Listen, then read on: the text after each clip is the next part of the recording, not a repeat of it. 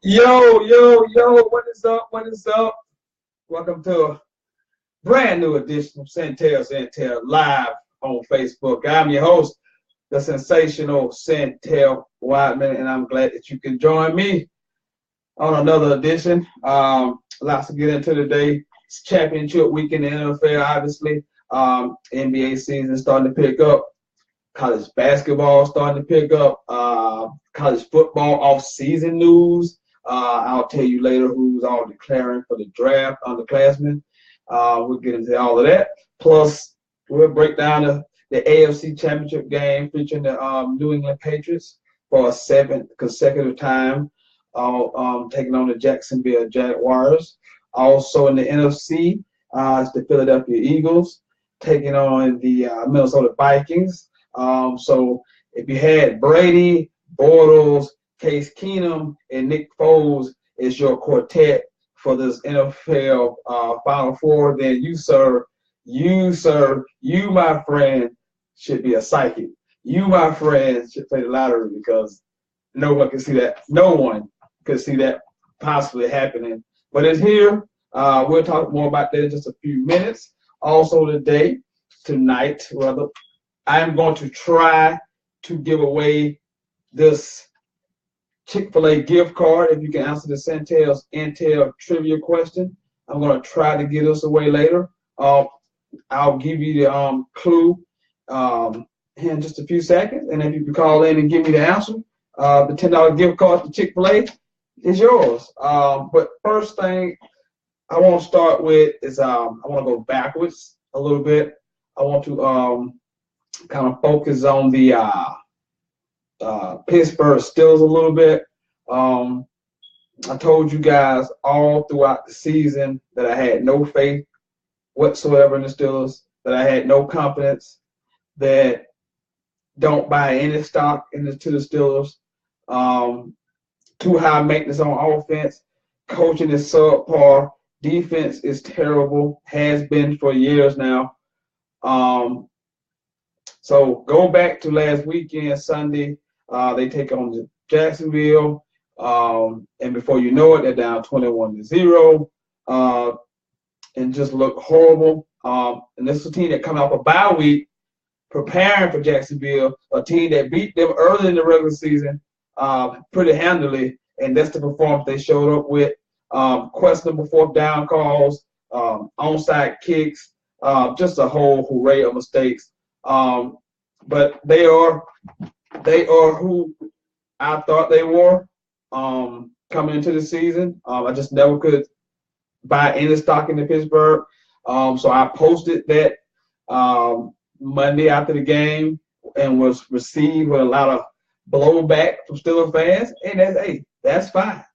That's fine. I can take it. I can dish it out. I can take it. So, but the fact still remain, this team, as presently constructed, has underachieved. You look at since 2013, the year that Le'Veon Bell got into the league. So they've had arguably the best running back in the league, arguably the best receiver in the league. Big Ben is a top 3, top 5 quarterback year in and year out. So the fact that this team has in those years, 2013, since Le'Veon Bell's in the league, they've gone 8-8, 11-5, 10-6, 11-5. At the 13-3 season this year, but again, I thought it was all a mirage. So the Steelers, I mean, they are who I thought they were. They haven't had a good defense since Troy and Ferrier and a young James Harrison and Brett Kiesel and all those guys in their prime. You look at the 2 years they won the 2 years they went back to the Super Bowl, 08, 09. They were first in scoring defense.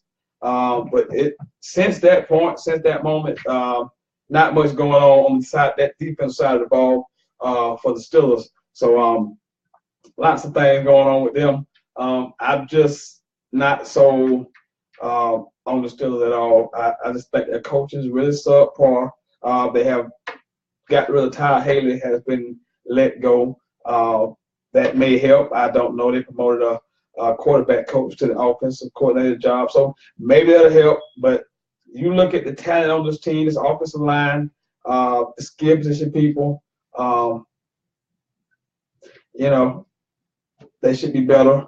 I think they've underachieved with this present group. But they've also put a lot of money on the offensive side of the ball and not putting it on the defensive side of the ball. So you have to draft well. When you put all your money on the offensive side of the ball, you have to draft well. So they haven't drafted well, haven't really hit on any pieces on defense. So you get what you pay for. So, but Ben numbers look great in that game now. I mean, he threw for over 400 yards, 5 TDs, but there was very hollow stats. I mean, you get down 21-0, so got to start throwing the ball all over the yard, and they did. And it made the game a lot closer than it probably should have been, but Jacksonville definitely deserved to win. So there you have that. So we move on. Let's move on to the NBA. Then I'll come back and we'll talk about the AFC and NFC Championship game a little bit more in depth. But I do want to start to get into the NBA now. The season is we're into January, so I want to try to focus on some of the NBA and try to get you caught up on what's going on in the NBA right now. Give you the standings. Let's see.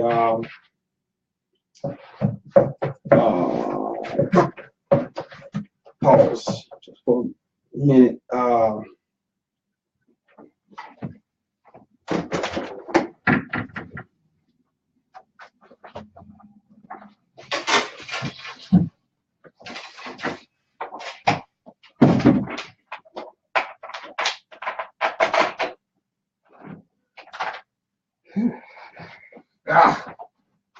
That sucks.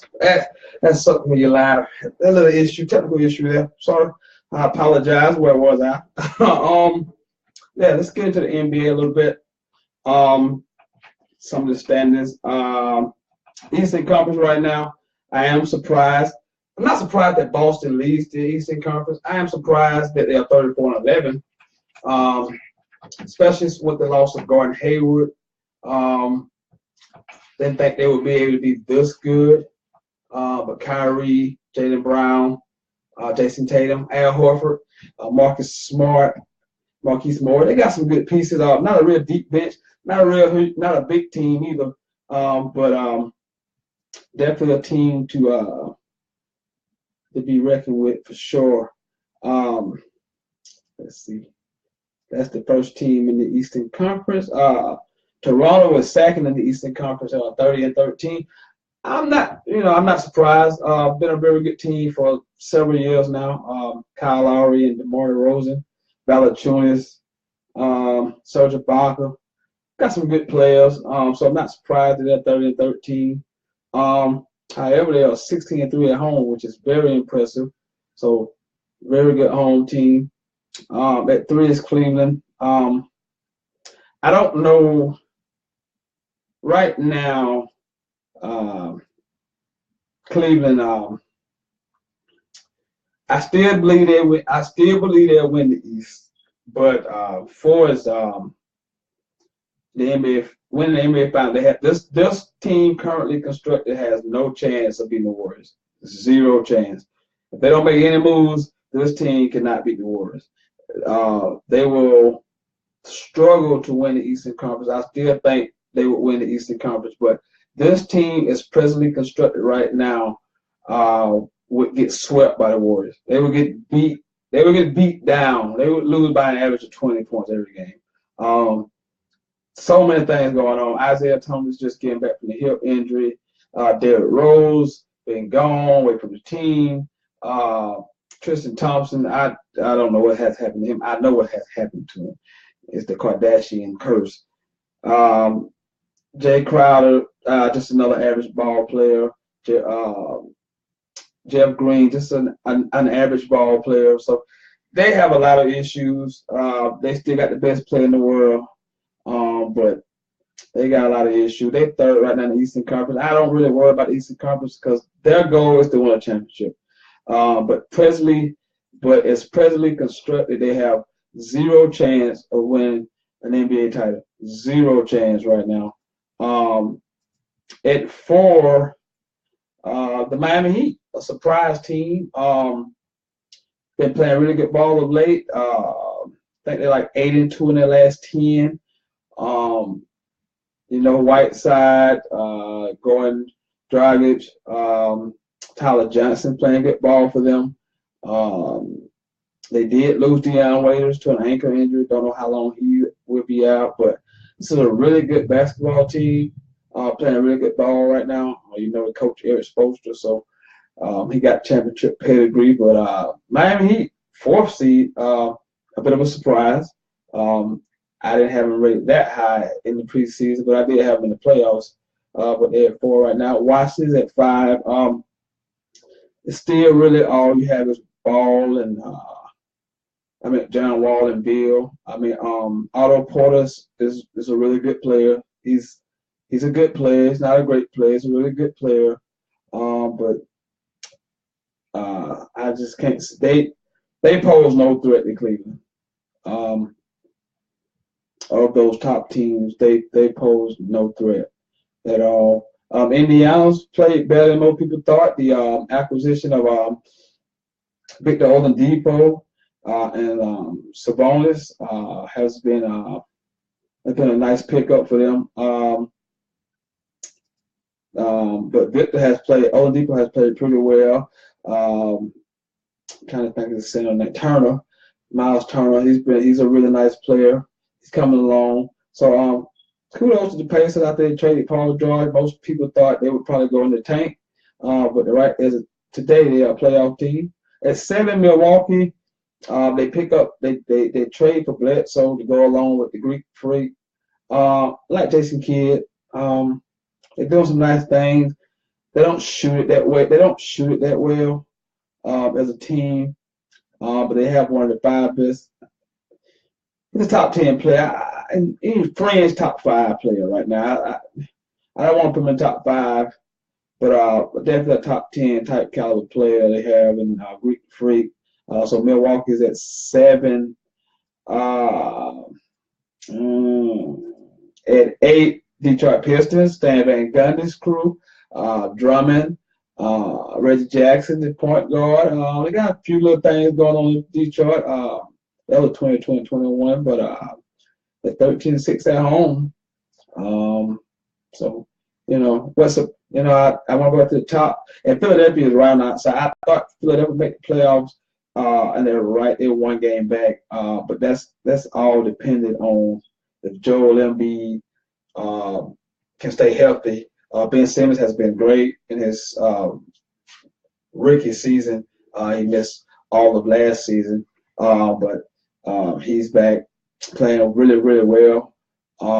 They got some nice pieces. Not sure if Markelle Fultz has even played yet. That's the number 1 overall pick they had this season. He hasn't played. So, but the gap between the 8 to the 9th place team is the only thing I'm looking at. The Knicks are about 4 games back. So that's your Eastern Conference. Boston is the best defensive team in the Eastern Conference. And that's probably the main reason why they got the number 1 team in the Eastern Conference, because they can actually defend. If you look at this Eastern Conference, they are far and away the best defensive team. The next closest team is like Miami. Well, Detroit, but they're AFC. So Boston is really good defensively. So that's why they probably up at the top. You know, they got length, they got a lot of young legs, but they don't have any size. Um, I just don't know how far they can go. They had Gordon Hayward. This would be a really, really interesting team because you could take and put uh, Jason Tatum off your bench because the bench is kind of thin. You know, they had like Marcus Smart and Marquise Morris, but Boston Celtics are number one seed in the Eastern Conference. Go out to the West. No surprise, the Warriors are number one, 37-9. They're 21-3 on the road. It's the Warriors, man. I mean, they got four All-Stars. They got two superstars on one team. They just put so much pressure on you. Night in and night out. They put so much pressure on you. You know, they're capable of beating you. If KD have an off night, Steph can go for 40, and they still win. Steph and KD can have an off night. Klay Thompson can get you 40. Draymond can get you a triple-double. I mean, they just have too much firepower. It's basically unfair unless a major injury happened to Golden State. It's inevitable that they will get to the finals. I mean, they have put together a juggernaut. I mean, it's almost like, it's an all-star team. I mean, they got an all-star team. They got two superstars, two more all-stars, guys who they got three first-team All-NBA type players. So, the Warriors, man, what are you gonna do? The Houston Rockets, 30-12. They picked up Chris Paul in the offseason. Have been kind of seamlessly. James Harden's out right now, but they have the second best record in the Western Conference. You know they can score it. And they play a little bit of defense this year. Their defense is not horrible, given that they score almost 115 points a game. Solid team, 15-6 at home, 15-6 on the road. So not a big difference there. James Harden is a superstar. Clinton Capella is probably the difference maker. He's the one big that they have who can run the floor and defend a little bit. Trevor Ariza, Eric Gordon off the bench.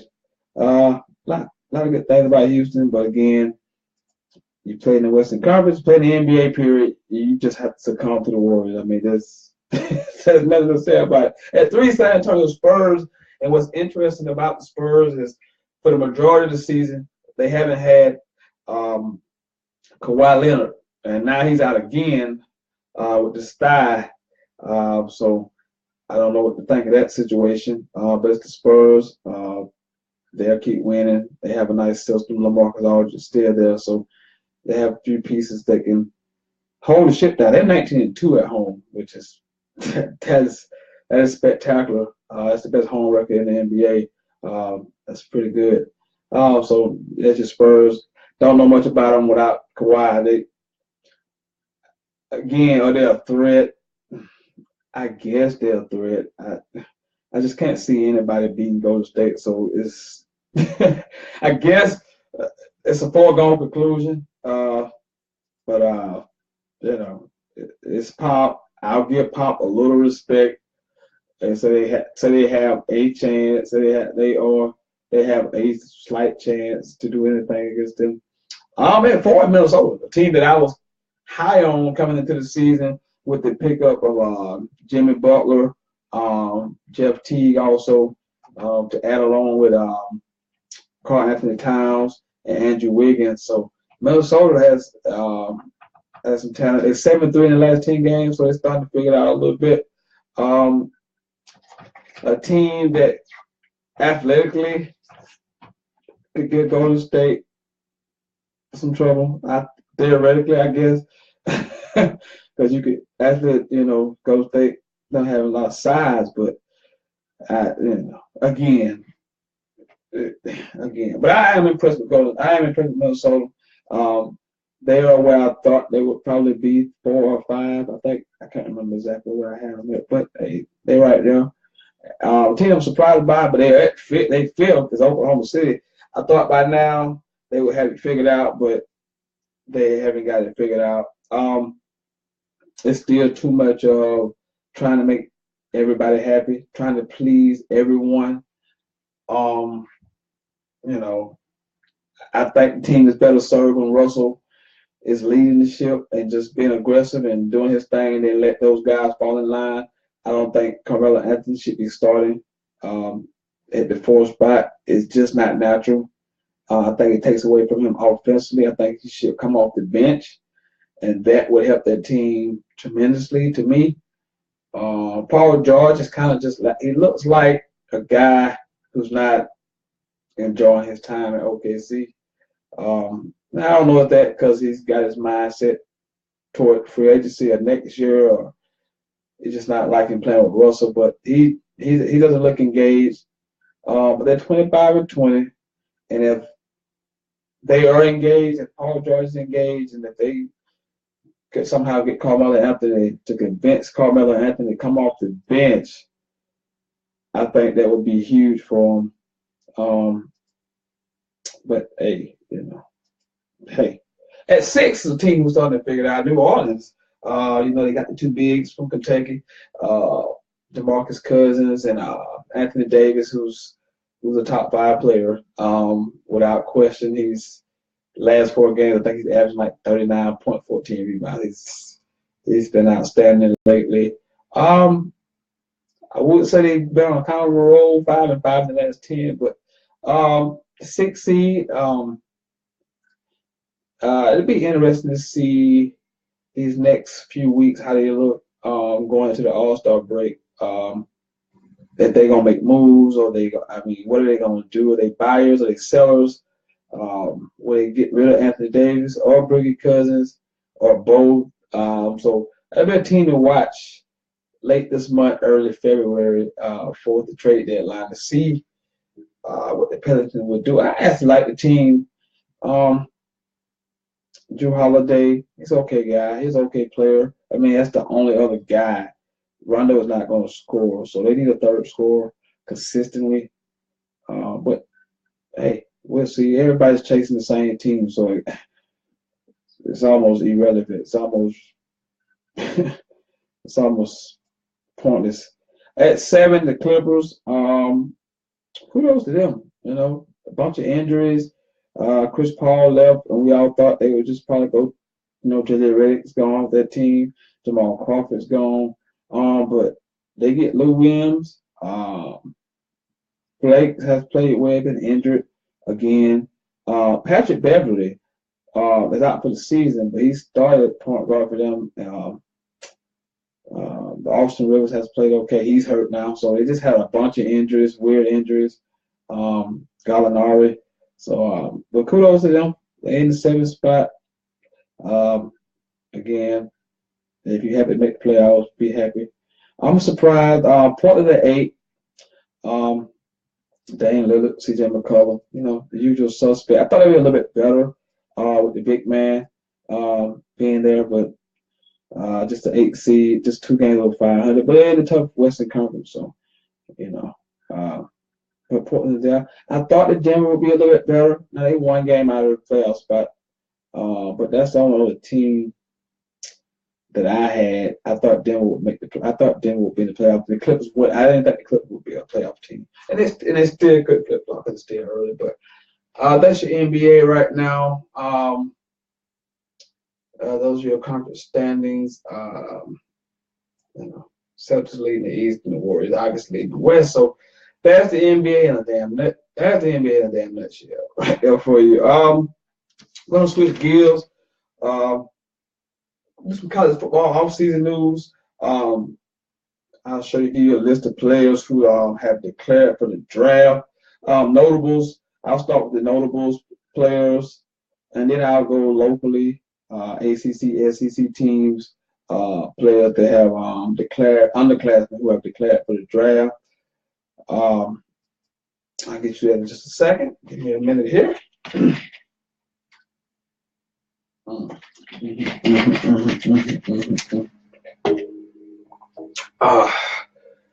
Okay. But for that, if you want to get in, phone lines are open. Talking NFC Championship, AFC Championship, talking NBA, college basketball, and college football offseason. So if you want to get in, the number is 864-378-5943. 378-5943 if you want to get in on the conversation. Whatever you want to discuss, hey, I'm open to anything. 378-5943. 378-5943. Before I get into this college football underclassmen list, again, that number 864-378-5943. This is in alphabetical order, so bear with me. But like I said, I'll give you notables, players that you may recognize, and then I'll get some SEC, ACC, and specific teams if you want to know about specific teams, about players who are leaving as underclassmen for the NFL draft, which the deadline has passed. So if you did not declare, you cannot declare at this point. So let's get into this. Let's see. And Josh Adams, the running back for Notre Dame, he'll be leaving. He's declared. Jair Alexander is a cornerback from Louisville, so that's an ACC guy. Josh Allen, quarterback, Wyoming, has come out. Interesting about Josh Allen, Mel Kiper released his first mock draft and overall ranking of the players. Has Josh Allen number 1 on his big board. Has Josh Allen number 1 on his big board, which is very interesting to me. I thought he played okay, given the competition that he played against. I mean, he has all the signs and stuff you look for in a quarterback, but he just didn't wow me this season for his performance go. Didn't see anything from him this year that would lead me to believe he's the number 1 overall prospect. Or maybe it was just his mock draft. I have to confirm that. But that's Josh Allen. Tight end Mark Andrews from Oklahoma. All-American. An All-American at Oklahoma. The tight end Mark Andrews. Really, really, really good ball. Really good ball player. Like him a lot. Think he'll be a real good pro. Jerome Baker, the outside linebacker from Ohio State. Really good linebacker, really instinctive and can run. Running back, Saquon Barkley. Know you know him. A do-it-all running back, 3-down type back for the NFL next level. Mel Kiper had him in his top 10 mock draft. I don't know who they had him going to, but he was definitely in the top 10. Oklahoma again, Orlando Brown, big offensive tackle, humongous offensive tackle. From Oklahoma, he's declared. So Oklahoma loses their tight end, a quarterback, and big Orlando Brown. Taven Bryan, he's a D tackle from Florida. A really good ball player. So he leaves early. Let's see, Deion Kane. He's leaving early. Wide receiver at Clemson, obviously. Number 2 wide out of high school.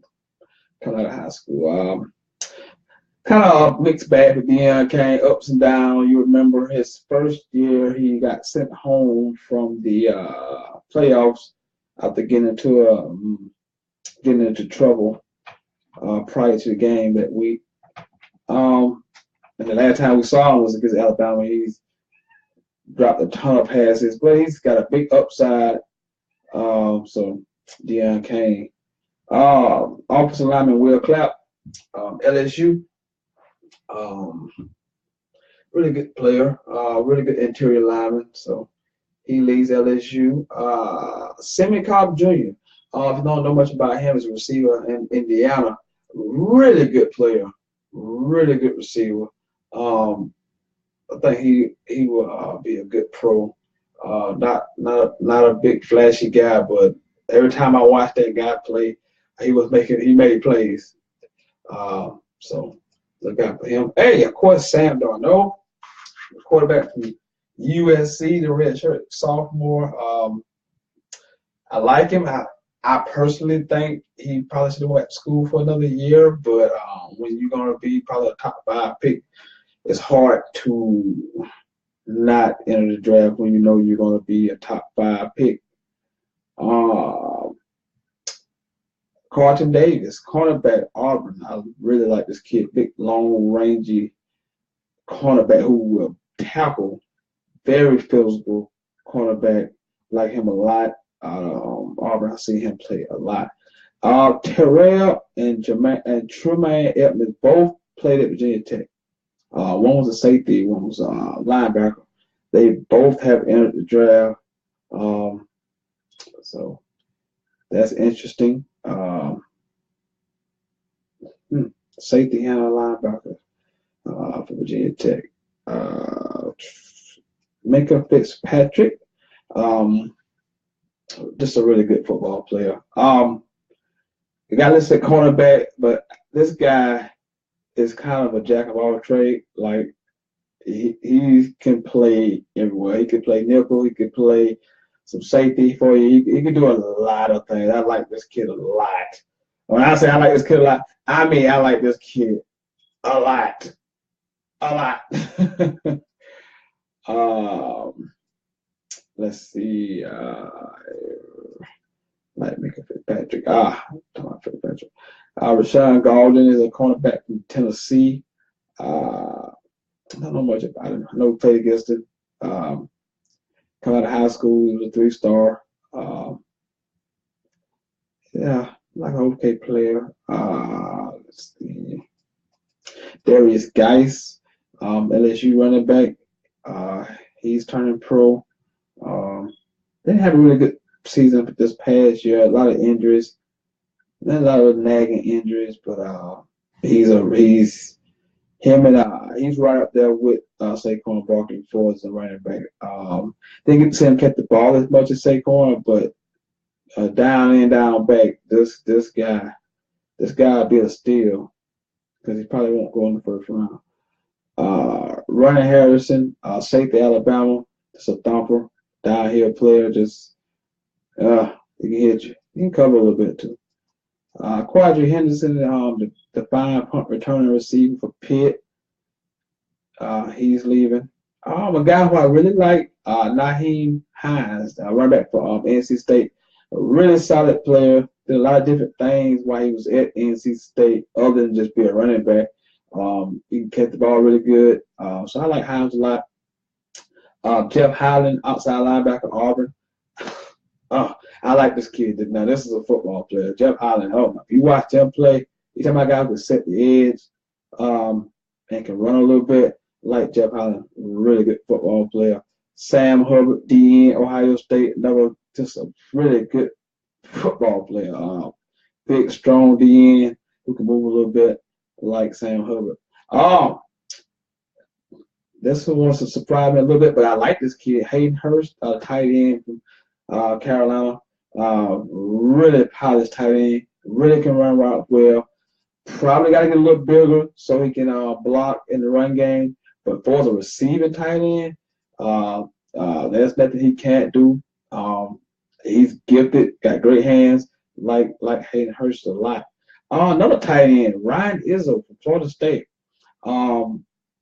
His numbers are not going to jump out at you, but it's a solid tight end. I don't know if he's as fluid as Hayden Hurst is, but really good tight end. I'm surprised he left, but he's a 4-year junior, so not that shocked that he did leave, especially with the new coaching staff. Dante Jackson, cornerback from LSU. You know what LSU does at cornerback, they keep these guys stockpiled. Thing about him, he's the number 3 athlete in the country in 2015. So, highly touted guy out of high school. Let's see where we at. J.C. Jackson, Josh Jackson, who I was looking for, the quarterback at Iowa. Really good football player. Yeah, after they lose King, they get this guy. Now this is impressive. He's a 3-star kid out of high school, but if you watch this guy on tape, he's a dog. He's going to be a high pick in the draft, depending on how you do it, the combine and stuff. But Josh Jackson, like got good size, really good player. But of course, the Heisman Trophy winner, Lamar Jackson, he's leaving. Not surprised. I will be interested to see where he goes, and what coaching staff gets him, because you're gonna have to tailor your offense to him. And he can play in the NFL. He absolutely can play in the NFL. But you're gonna have to adjust your system to this guy, and do things he can do. Don't ask him to do things he can't do.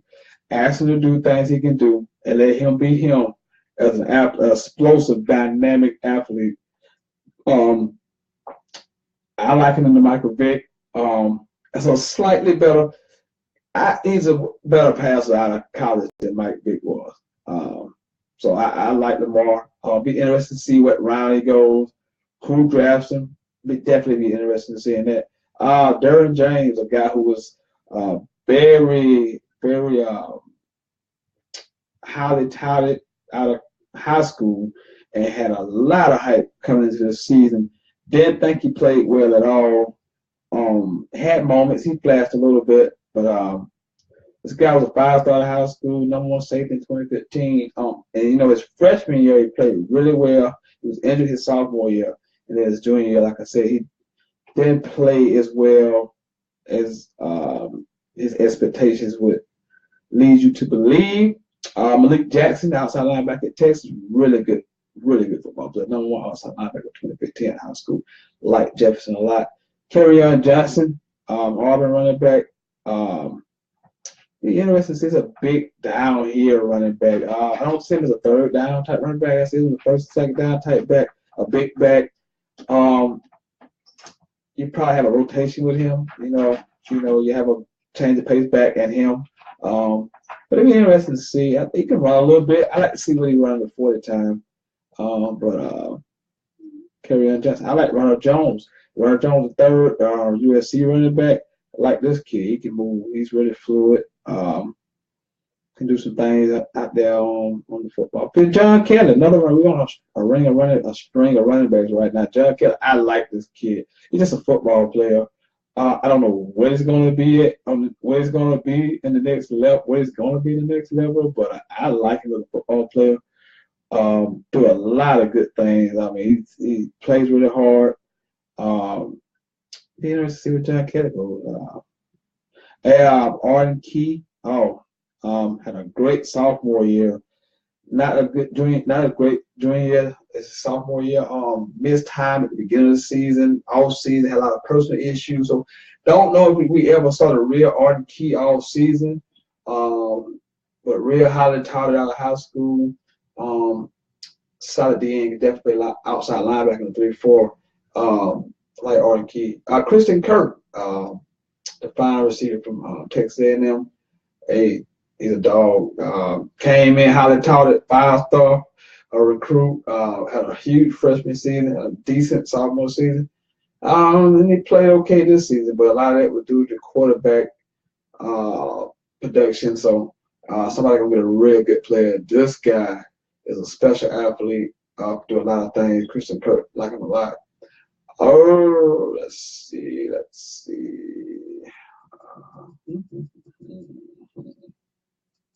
see what we got. Ray McLeod, the Clemson receiver. He leaves early. I don't know. He's a small guy, like 5'9". I don't know. He's electric. But these guys typically don't do well as just as strictly receivers. You look at a Tavon Austin type kid. He probably a little slower than Tavon. But these little 5'9" receivers, I don't know. I don't know. We don't have a lot of proof of them being dominant at the next level. But he can do some things, part return special team. Maybe he moves to defensive back.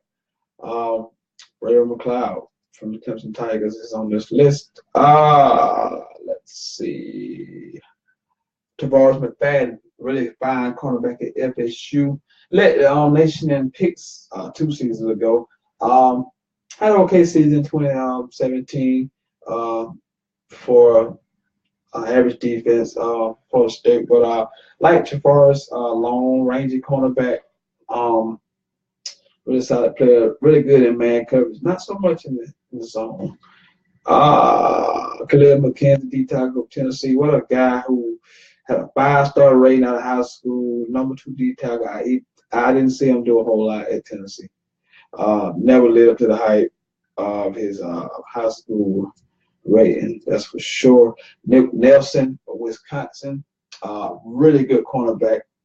Surprised anytime a player from Wisconsin leaves early, but he is a 4-year junior. Really good player. Definitely think he'll be a good corner at the next level. I don't know much about here. Let's see. Deron Payne, Alabama, another one of those big burly D tackles that's going to do well in the NFL. Will be around for a decade doing this thing. Really good player.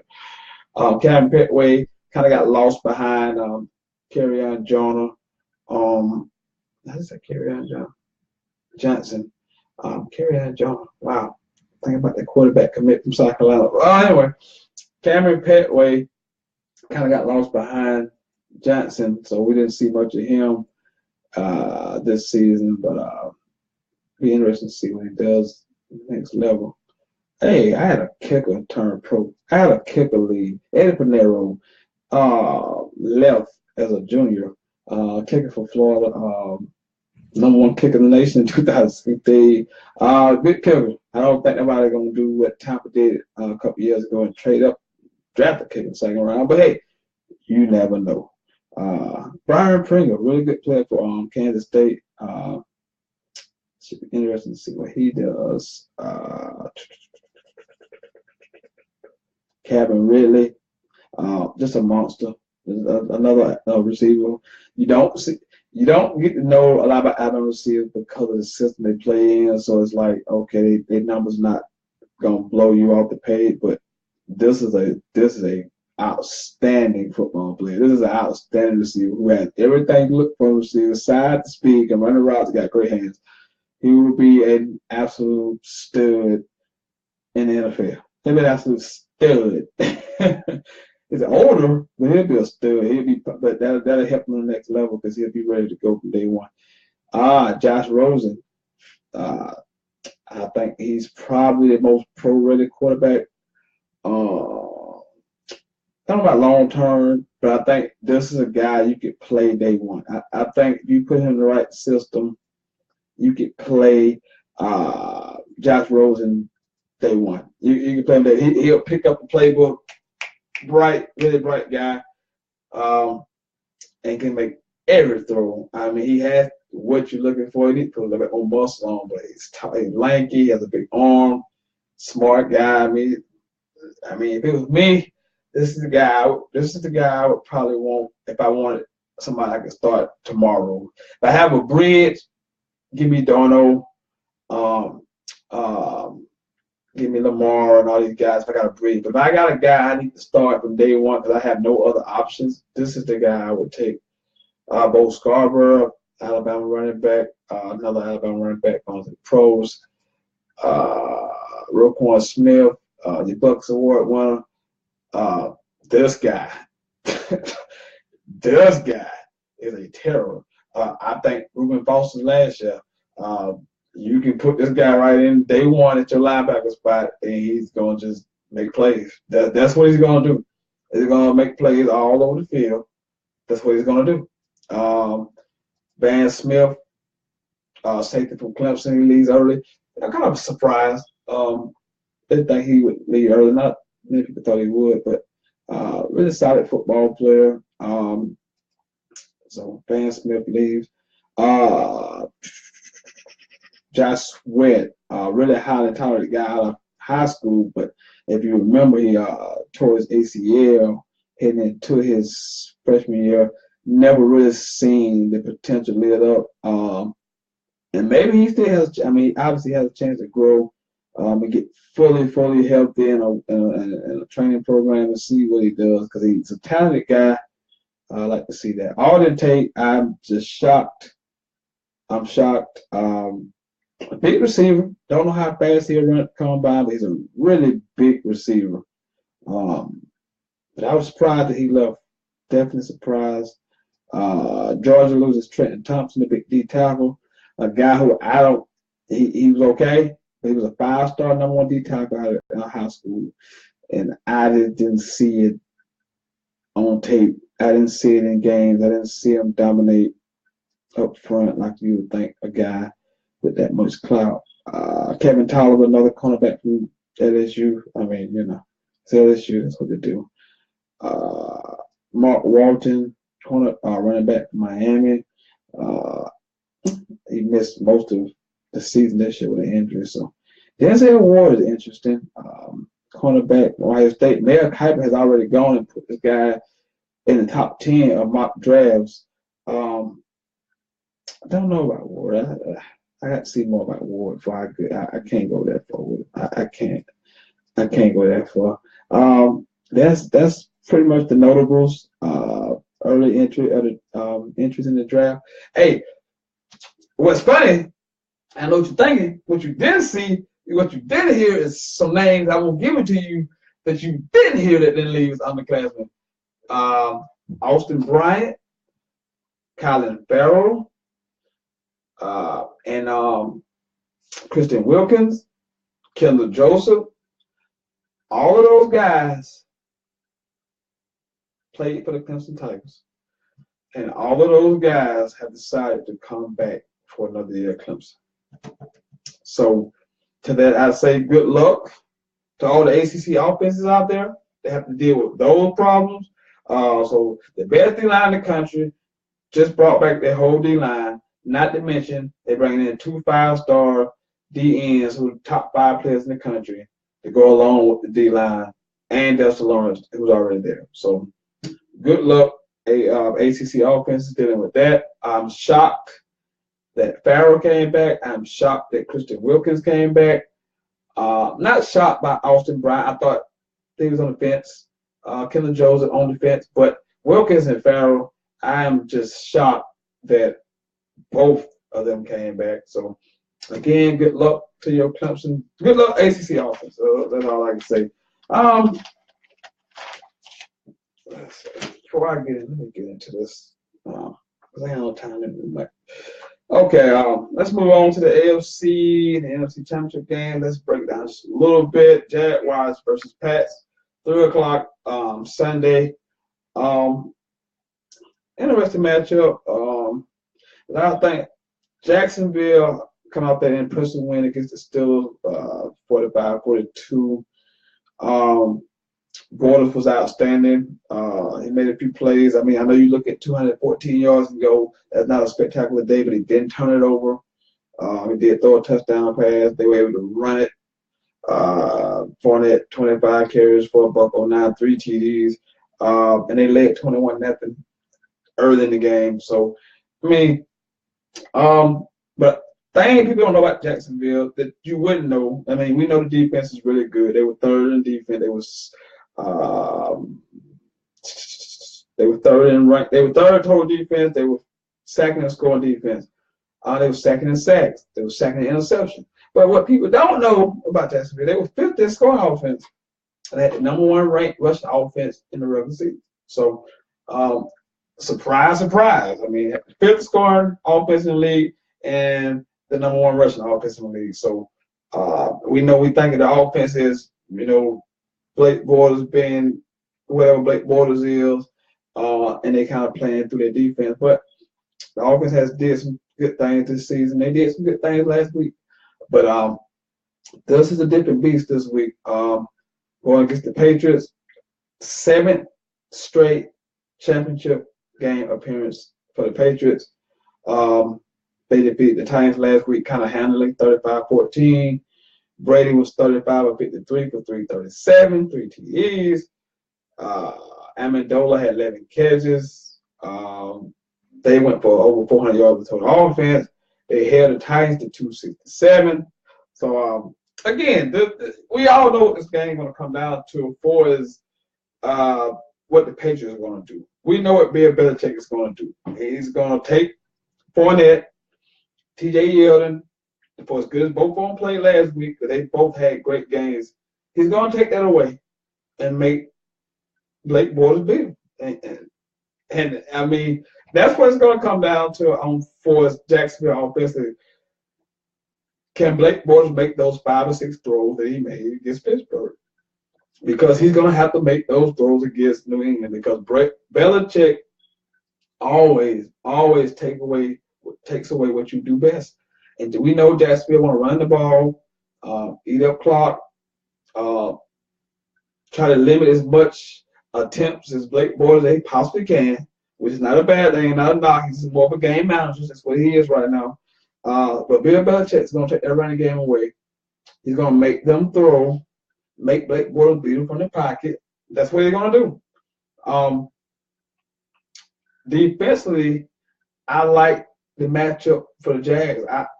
I think they can do some things. New England's going to try to run the ball against them, right at them, because they have a lot of speed. So they're going to try to run at them. Don't see Brady throwing the ball 53 times. I don't see that. See, I can't see Brady throwing the ball. If he has to throw it 53 times, I'm not saying they're going to win the game, but that's not the recipe this week. You don't want to throw the ball 53 times against this defense. They can cover well. They can get out to the quarterback. Like I said, it was second league in sacks. They got good cover corners. They got 2 of the best corners in the league, the best tandem, I think, in the league. Jalen Ramsey was an all-pro, and Aboye is as good as it gets.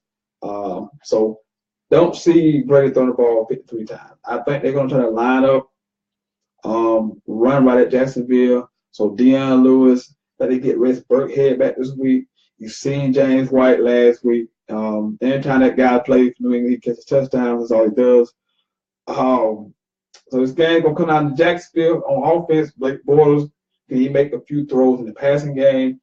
And can Jacksonville stop New England from running the football? Because Brady is not going to have 53 attempts. Brady is not throwing the ball 53 times this week.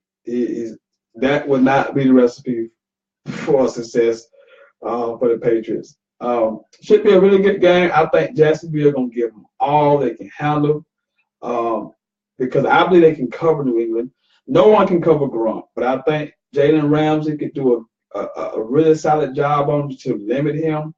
I think Boye could cover Cooks, and they could just take away some sort of thing. They got the linebackers, Miles Jack, Tevin Smith can run, so they can cover these guys backfield. This is going to be a dogfight, but at the end of the day, you're basically asking me to Blake Bortles over Tom Brady. That's basically what you're asking me. And I mean, you know, I have no dog in the fight. You know, my homeboy's a big Jacksonville fan, but it's just gonna be a tall task to beat New England at home in the playoffs. But they're like 18-3 or something at home in the playoffs. Just a tall task, but it'll be a close competitive. I think it'll be a close competitive game. But I think Blake Bortles will make a couple mistakes. I think he'll throw a pick, maybe 2. But look out for a big day for the New England running the ball. They will scheme up the way to run the football against this team. Remember, Jacksonville gave up 44 to the 49ers and Jimmy G. So you can best to believe Tom Brady watching that game film, trying to figure out how were they able to get 44 points against this defense, and not the Pittsburgh 42 points they got. They got 44 and it started early on in Jacksonville and went right at them. So I'll take New England Anytime Brady gets to 30, they always win. So I'll go 30. I'll go 30-21. I'll go 30-21 Pats and another Super Bowl appearance for Brady. So I'll go 31. I'll go 30-21 New England beats Jacksonville. The nightcap, the Eagles host the Minnesota Vikings. You thought Blake Bortles and Tom Brady was that wasn't in the cards. How about Nick Foles and Case Keenum? I mean, raise your hand if you had Case Keenum and Nick Foles taking on each other in a playoff game, in an NFC Championship game. I focus more on Philadelphia when they had Carson Wentz. They were 11-2. They were third in yards. They were first in points. Since the injury that Wentz, the game that Nick Foles has started, they're averaging about 22 points a game and only about 297 yards a game. That's over 100 yards less than what they were averaging while they had Wentz. But to the defense's credit, they have played significantly better since Wentz has got hurt. They were giving up around 19 points a game with Wentz. Since Wentz has been out, they only giving up about 14 points a game. So the defense has stepped up, even though the offense has clearly regressed. Nick Foles ain't Carson Wentz. We all understand that. But defensively, the Eagles have picked it up defensively to kind of, pick up the slack offensively. Minnesota has just, the game last week, it's improbable, miraculous, all those kind of words can be thrown around. Just an unbelievable game last week. Probably shouldn't have won, but hey, they won. But that first half they played defensively against Drew Brees. They were absolutely solid. That was impressive work by Minnesota the first half. Second half, Drew Brees is Drew Brees. You're gonna give him some things to Drew Brees. He's that kind of player. He's that caliber quarterback, and he made it a game, put them in position to win. But Minnesota made that play at the end. It happened. So now let's focus. Marcus Williams, hey, I'm praying for you. Praying for you. Send you a gift card, something, a care package, or something. We're thinking about you, brother. Hey, we're thinking about you. Okay, but that was horrible. That was horrible. But this matchup to me, again, the Eagles haven't been running the ball as well as of late. I think they had about 96 yards against Atlanta last week, and we all know Atlanta's defense. No disrespect to Atlanta defense. This ain't Minnesota's defense. Minnesota statistically had the best defense in the league, about 15.8 points a game. They was first in the league in net points. They were first in the league in yards allowed, 280. So this defense is legit. Jacksonville gets the headline, but this Minnesota defense is for real. But you look at these four teams, the Eagles got a really good defense. 3 of the 4 teams have really good defenses. New England, but all 4 of them are in the top 5. And well, not all 4. 3 of the 4 are top 5 in points allowed in the regular season. Yeah, the Eagles are great against the run. Number 1 against the run. So, you look at these teams. Defense win championships. That's at the bottom line. The Patriots score a lot of points, but they fit their scoring defense. They don't give up any. They don't give up any points. So, when I look at this matchup, Nick Foles and Case Keenum. Jeff Fisher, what are you doing? Somewhere there's a Jeff Fisher joke. Somewhere there's a Jeff Fisher joke, but damn it, I can't make it. But somewhere there's a Jeff Fisher joke. Case Keenum, Nick Foles. It's not going to be cold. It's unseasonably warm, so weather will not be a factor for the Dome team going out to outdoors, even though they live in Minnesota. But weather won't be a factor. Case played outstanding last week, 24, 40, 318, 1 TD. That was at home. They managed to score 29 points. But the Eagles, since Nick Foles has took over, have not been great. Now, Nick Foles played okay last week, 23 of 30, 246, but no TD, but he didn't turn it over either. But the defense has been tremendous. They held the Falcons to 281 total, over 86-yard rushing. So really solid by them. I just don't know. The Eagles haven't been running the ball. Nick Foles has not shown the ability to go down the field, as you can see by his completions, having 23 completions for all 246. Can't throw it sideways. Have to attack the field vertically. I just don't think they can. Xavier Rose on one corner. They got the linebackers, Kendrick, Barr, Everson Griffin on the D line, Harrison Smith at safety. They got dudes. Eagles got some dudes. They ain't got cornerbacks like these guys got, but they got some dudes. I like Darvin and a few other guys. Love Malcolm Jenkins. I think this could be a really low-scoring defensive game outdoors. Oh man, who do I trust more? Case Keenum or Nick Foles? But I think Case is playing against the least of the better defenses. I think Minnesota defense is better than Philadelphia. I think Minnesota will be able to run the ball a little bit more than Philadelphia will. Put more pressure on Nick Foles to deliver. I just can't see it. I've watched Nick Foles and the starts that he made since he's been with the Eagles, and they haven't attacked vertically. They haven't been able to go down the field at all. 15 points, I don't think that'll be enough. I think Thielen and Stephon Diggs and Kyle Rudolph and Latavius Murray and Jared McKinnon, I think they have enough, and I think defensively they can really shut Philadelphia down. I'm going Minnesota on the road to put us upset, not an upset, they're the favorite.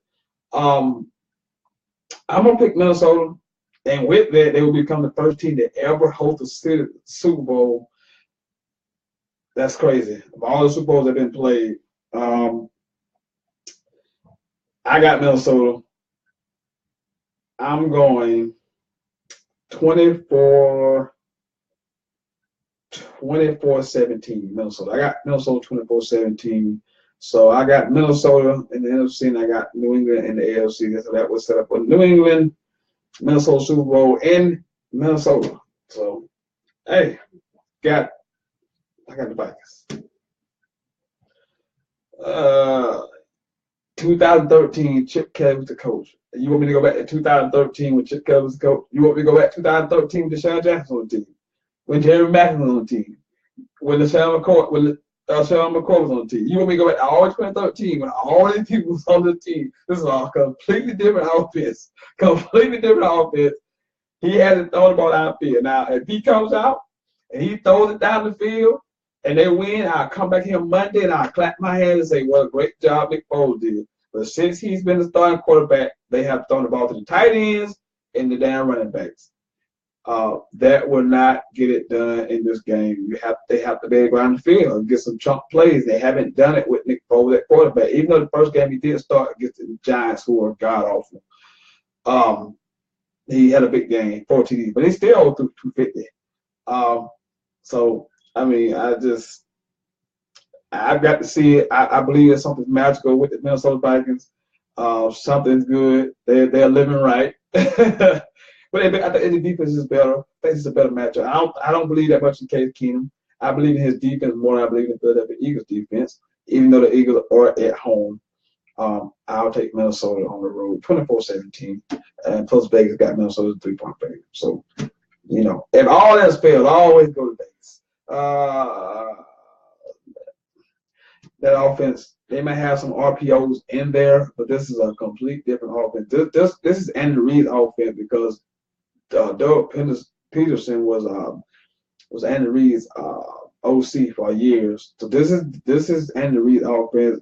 They got some RPO stuff in there, but this ain't Nick. That Nick Foles that threw for 27 TDs had LaShawn McCoy, Jeremy Maclin, Deshaun Jackson, and that was like the first year of that Chip Kelly was in the league where nobody knew how to defend that offense.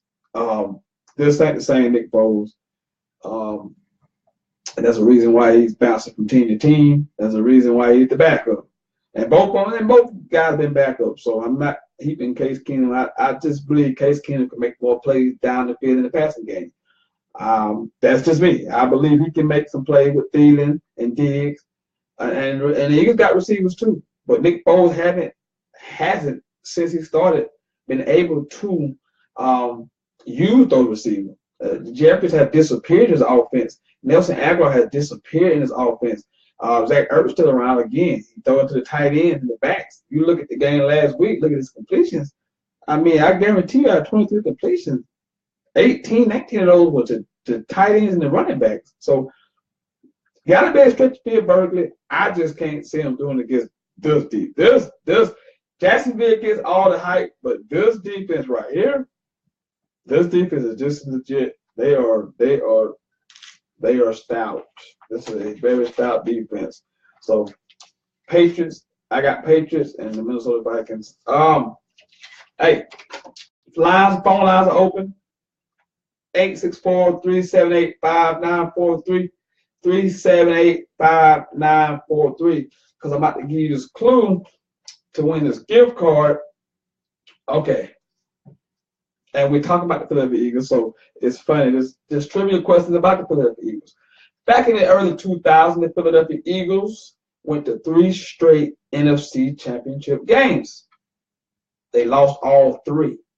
What I want to know from you is who were all the opponents they lost to, but you have to tell me in succession. You have to tell me each year which team they lost to in those 3 consecutive NFC championship game appearances that they lost. Starting from 01 to 03, they lost 3 straight NFC championship games. Tell me the team that they lost to in succession, and you can win this $10 gift card to Chick-fil-A.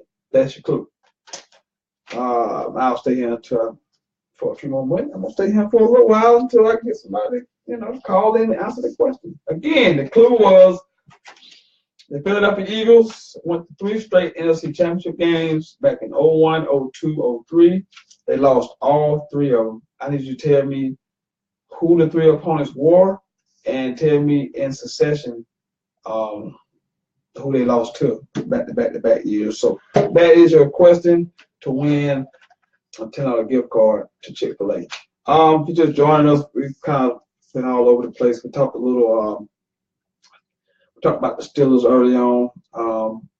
If you want to get in on that conversation about the Steelers, that fans were a little butthurt this week because, let's face it, they've been underachieving for a few years now, and this was a complete choke job. They have an off week, a bye week. It's the number 2 seed. They play a team that had already beat you 30-9, I'm sorry. And for you to come out there and be down 21-0, it's inexcusable. It's inexcusable. The preparation was terrible. So, hey, I call like I see it. I told you Steelers was fraudulent all season. Don't buy any stock. You didn't want to believe me. You bought stock. You look like a fool Sunday. We also did some NBA. I gave you the conference breakdown, records and stuff like that nature. The NBA season is starting to kick, starting to get in the gear a little bit. Also, I forgot to mention, I know I forgot to mention, but I'll do it right now. But we did go over the NBA. Boston Celtics lead the Eastern Conference, and we know the Golden State Warriors lead the Western Conference. While we're talking basketball, let me switch up to the college level and give you the AP top 10. Right now, Villanova is number 1. Jay Wright in the crew, 17-1. Virginia, 16-1. My man doing a good job. Man, I can't think of his name. Bennett doing a great job at Virginia. Purdue is number 3. Oklahoma is number 4. If you haven't seen Trae Young, check him out. They lost the other night, but he's dynamic. You might want to check him out. At 5 is Duke. At 6 is West Virginia. At 7 is Wichita State. At 8 is Texas Tech. At 9 is Michigan State. And at 10 is Kansas. And just outside the top 10 is Xavier. And I say this every year. Every year I say this. There's a couple of teams that just don't get hyped. Every year there's a couple of teams that don't get hyped every year. and they always seem to be there in the tournament picture. Xavier is one of them. It's like every year you look, they have a good football team. Like a good basketball team. I'm sorry. Every year, Xavier have a good basketball team. Without the hype, I think it's Nick Cronin, he's the coach. Does a great job at Xavier. Fantastic job. But every year, Xavier always has a good basketball team. I'm always amazed that every year they have a good team. I agree, Josh. I got Vikings 20. I think I picked 24-17. It's not me. I trust Case Keenum more than I took this four. I trust the Vikings defense more than I trust the Eagles defense. This Vikings defense is real. Ever since Nick Foles has took over, the vertical passing game has been gone from the Eagles offense. They checking the ball out of the backs, throwing tight ends. That just ain't gonna get it done. You have to have some big plays, and Minnesota's not. I just can't see them making enough big plays against this defense.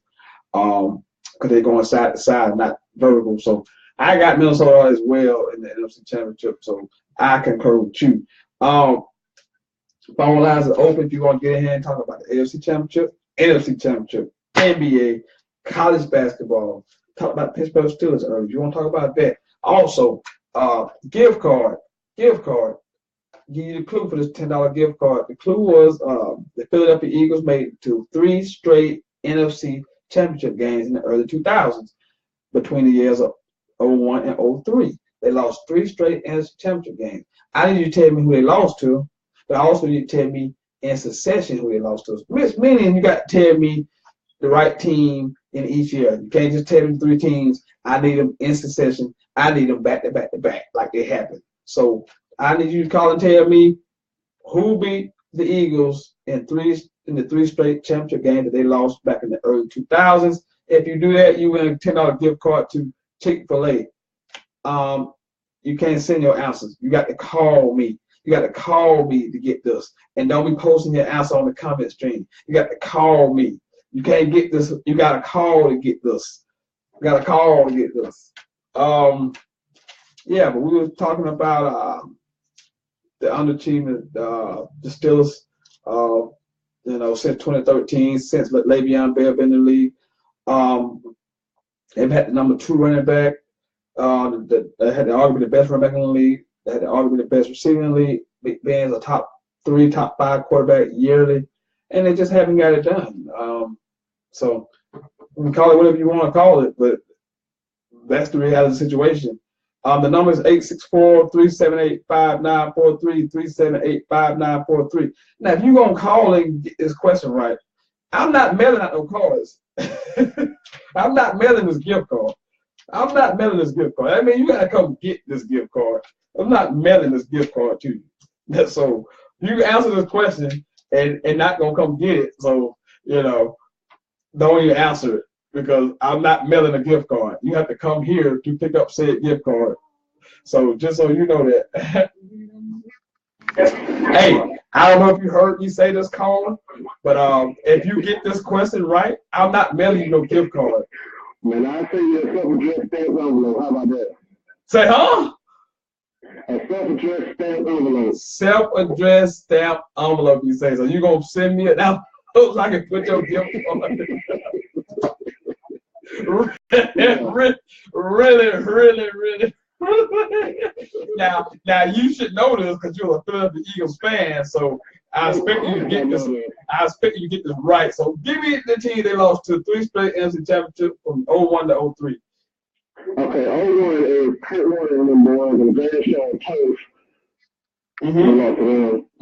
And then the following year we lost to Tampa Bay and Tony Dungy, man. Yes.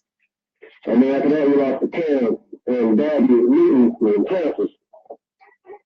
You didn't lose to Cam Newton, no Panthers. I mean, not Cam. What's his name? Testimony. His old ass. You gotta give me the quarterback now. You gotta give me the quarterback now. Jake DeLong. You are correct. You are the winner. You are the winner. Yay. Eagle fan should have knew that. You got that. Anything else you want to add? Any question or comment before you get out there?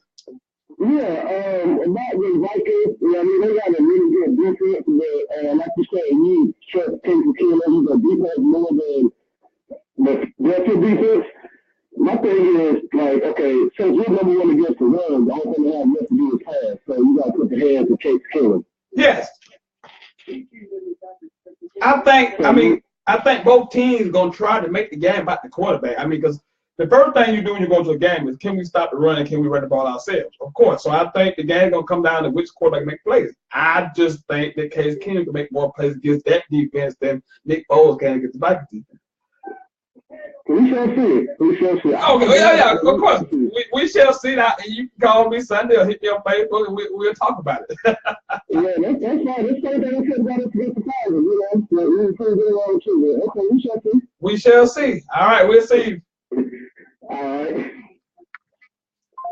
Well, somebody has got the gift card. Hey, I told him I wouldn't mail it at all. So, whatever you want to do with that is what you want to do with that. If you want to do that gift card, Chick-fil-A gift card. Hey, Georgia, man, they love some Chick-fil-A. I'll stay here for a few more minutes. I'm no rush. This is like my off-season / kind of off-season now. College football has ended. So I'll probably be doing a show once a week, on Monday and a Thursday, some of that nature. No 2-show weeks, because obviously it's slowing down. We're in the South. You people only care about college football. You don't care about the NBA. A little bit about college basketball. A little bit about NFL. So this is like a little slowdown period for me. So I have no time frame on these shows. So usually I'll stay an hour, but as long as the conversation going and we have something to discuss, I'll stay as long as I can. Again, I'm only doing one show a week. Now that college football is over with. So, catch me next Monday, 8 o'clock Monday. 8 o'clock next Monday, we'll talk about, the NFC Championship game. Then we'll talk about, look forward to the Super Bowl. Again, we'll talk NBA. We'll talk all the college basketball we can. I can. If I can get you guys to talk about college basketball and the NBA, I will, because, it is what it is. I live in the South, and you people only care about college football. I mean, let's face it. You only care about college football for the most part. Some of you like NFL like me. I mean, I cover it wall to wall. I'll be in talking about golf if I have to, baseball. I might not have a single viewer, but I'll be in here talking about golf and baseball early spring, early summer. If you want to get in right now, the line's still open, 864-378-5943, 378-5943.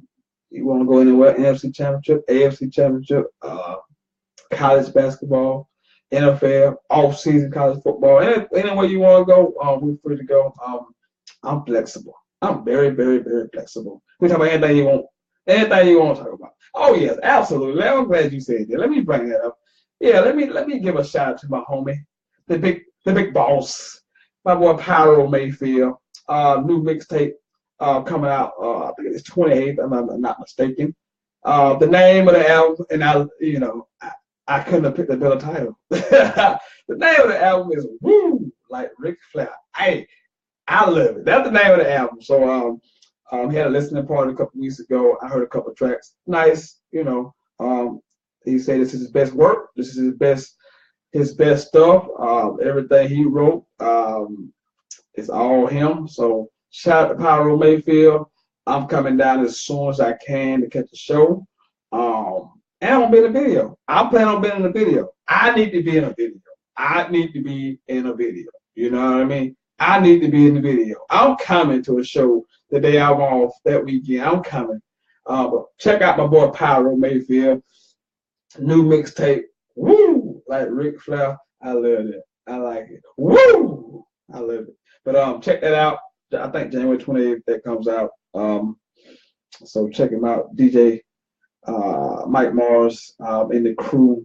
Be looking for that. And you probably hear some of that tracks on my intro real soon. Again, Sentell right here. You know who I am, Sentell Whiteman. Being for a few more minutes. you want to get in here and comment, call before I get out of here. But I'll be back Monday. We'll talk about, what happened over the weekend and everything. Olympics coming up February. I'll be on here talking about the Olympics. Don't worry, I will be on here talking about bobsled and figure skating. I will do that.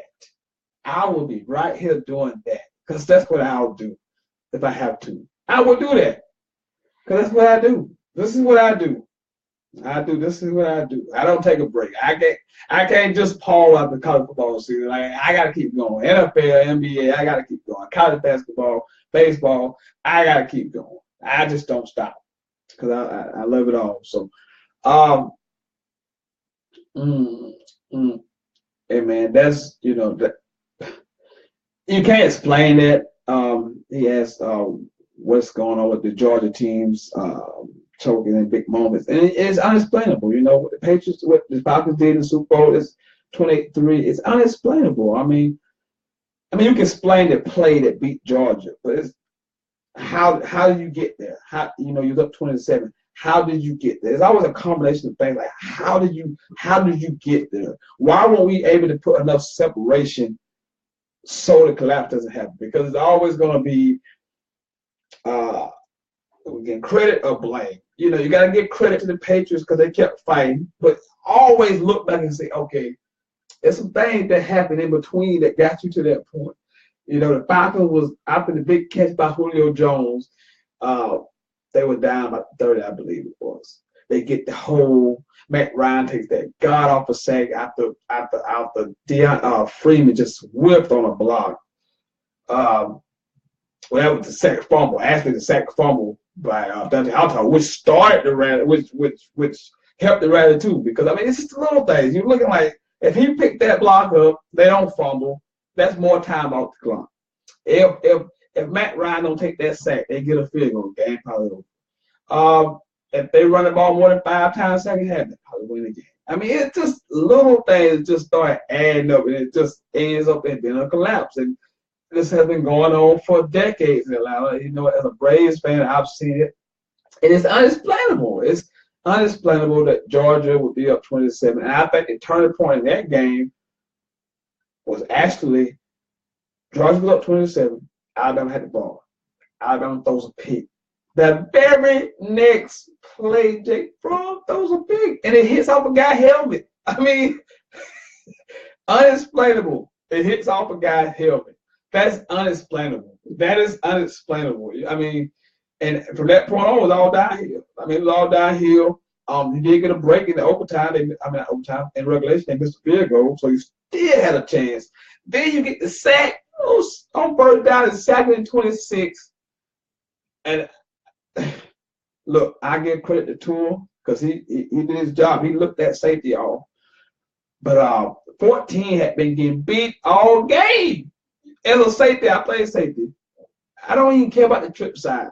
I'm usually only the focus on the one-on-one side because I think this side can hurt me if I don't get where I need to be. It's cover 2. So I should be helping and cheating that way anyway. Despite Tua looking me off, I should be cheating this way anyway because 14 been getting beat all day long. So it's unexplainable. It takes one to break through and then it just happens. In my lifetime with the breakthrough, I don't know. I've watched so many heartache with the Braves. I'm just thankful we got one. After that and before that, just been heartache after heartache. So I don't understand it. Maybe because people who have like yourself, and I'm just kidding, I can mess with you, but maybe it's just I don't know. It's unexplainable. I can't wrap my head around it, but Georgia had it right there. Falcons definitely had it, but it just and you can feel it building, the momentum switching, and you can feel it.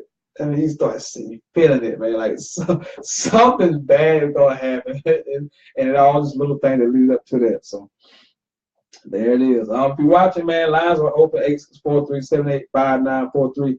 378-5943. This is Sentell.